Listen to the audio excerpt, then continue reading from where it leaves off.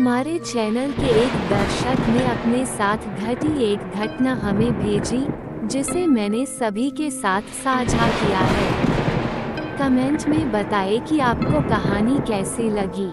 अगर पसंद आई हो तो सब्सक्राइब करना न भूलें। एक बूढ़ा होटल, शहर के कोने पर, और एक रहस्यमय कमरा नंबर 0। कहते हैं वो कमरा अब किसी को नहीं दिया जाता, क्योंकि जो भी वहां गया वापस नहीं लौटा। ठीक वैसे ही जैसे आरव।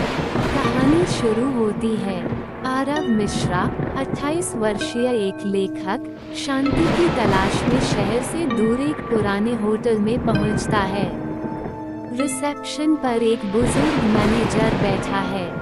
आरव, एक कमरा चाहिए, कुछ दिनों के लिए।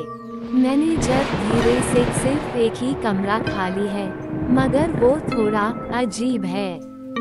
आरव हंसते हुए, मैं लेखक हूँ, अजीब चीजों से डर नहीं लगता। वही दे दीजिए। मैनेजर, कमरा नंबर 0। रात के 12 बजे आरव कमरे में जाता है। सब कुछ सामान्य लगता है, मगर दीवार पर टंगी एक तस्वीर देख वो चौंक जाता है। तस्वीर में वही लड़की थी, रिया, आरव की पुरानी प्रेमिका, जिसकी मौत एक रहस्यमय तरीके से हुई थी। आरव घबराकर, ये कैसे हो सकता है? तभी खिड़की बंद होने के बावजूद पर्दा अपने आप उड़ने लगता है। बाथरूम से गिरता है एक पुराना आईना।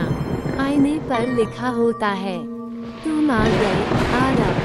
आरव हड़बड़ाकर रिसेप्शन पर दौड़ता है।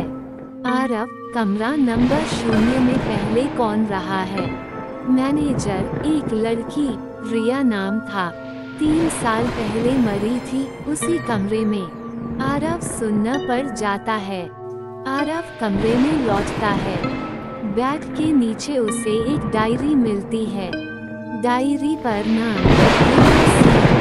डायरी में लिखा होता है, आरव ने मेरा यकीन नहीं किया, अब मैं किसी पर यकीन नहीं करूंगी।